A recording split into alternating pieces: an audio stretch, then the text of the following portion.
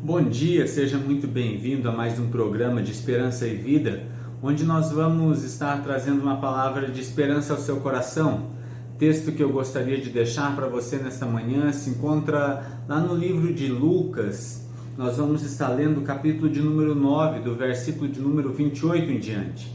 E aqui Lucas vai nos relatar um episódio bastante curioso, talvez o mais curioso de todos os evangelhos e talvez o mais misterioso deles, aonde o Senhor Jesus é transfigurado e ele conversa ali com Elias e com Moisés. E Lucas vai nos relatar esse episódio da seguinte maneira: aproximadamente 8 dias depois dessa conversa, uma conversa que Jesus tinha tido a respeito, juntamente com seus discípulos, a respeito de quem era o Cristo.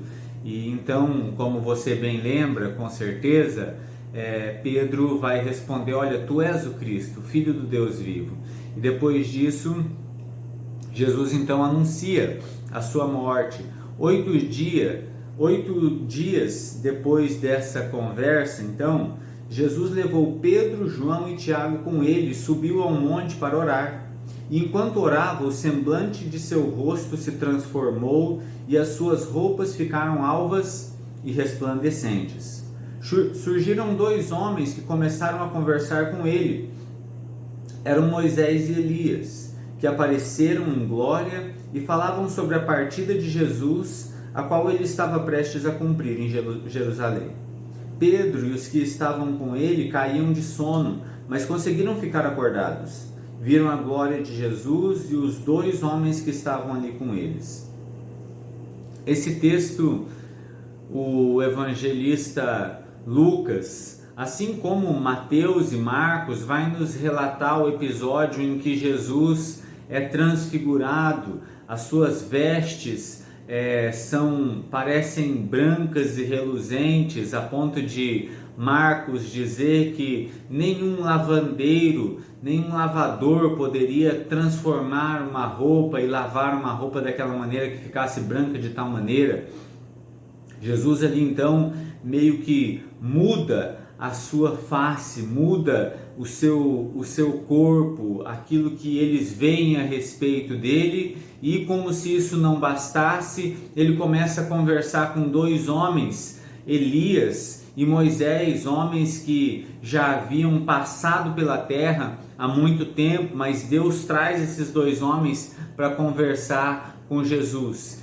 E este é um momento de glória, este é um momento onde o próprio Pai vai falar para os discípulos que ali estão, que Jesus é o seu Filho, que eles devem obedecer a Jesus. Mas é interessante que, se você ler o texto, depois desse texto, os discípulos juntamente com Jesus descem no monte e encontram ali um demônio que precisa ser expulso e que os seus discípulos estão tendo dificuldade em expulsá-lo. E nós temos aqui esses 2 contrastes, e eu creio que Lucas coloca esses 2 textos um ao lado do outro para mostrar que a vida é desta maneira.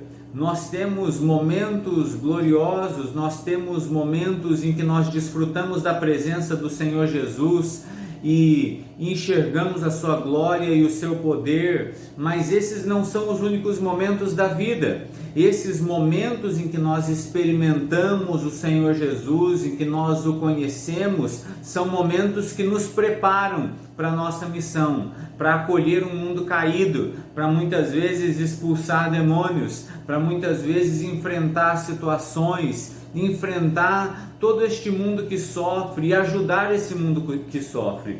É interessante que ali naquele monte o Senhor Jesus é transfigurado e Deus vai honrá-lo naquele monte, mas naquele monte ele recebe não apenas glória, ele revela não apenas glória, mas ele recebe também ajuda ali de Elias, ajuda ali de Moisés, para que ele cumpra a sua missão, para que ele sofra aquilo que ele tem que sofrer, para que ele morra como ele deve morrer e para que ele então cumpra a vontade do Pai na sua vida. existem, é lógico, muitas outras lições que nós podemos tirar a respeito desse texto, mas eu creio que você e eu poderíamos ficar com essa lição para o dia de hoje. A vida que nós vivemos é também uma vida assim. Jesus nos proporciona momentos onde nós vamos contemplar a sua face, onde nós vamos desfrutar da sua presença, onde coisas maravilhosas irão acontecer.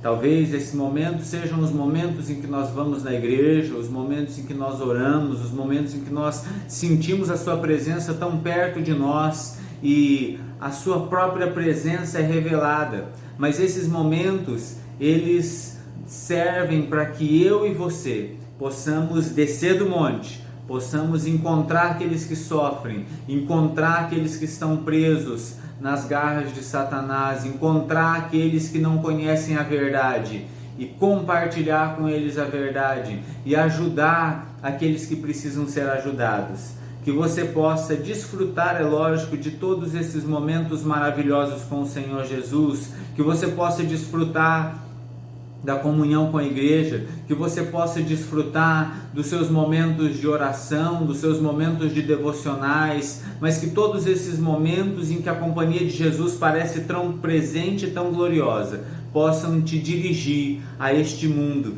que necessita de pessoas que conhecem o Senhor Jesus de perto, que o viram de perto. Que você não apenas seja abençoado pelo Senhor Jesus nesse dia, mas também abençoe muitas pessoas através da sua vida. Que você experimente estar acima no monte com o Senhor Jesus, mas que você sempre esteja disposto a descer do monte para encontrar aqueles que sofrem. Talvez um parente, talvez um amigo, talvez a sua própria mãe, talvez o seu próprio pai, talvez aqueles com quem você trabalha. Todos aqueles que estão ao nosso lado sofrem de alguma maneira. Seja você bênção na vida de cada um deles. Desça do monte e desfrute da companhia de Jesus e desfrute também da sua vocação e do seu chamado. Um grande abraço e até a próxima.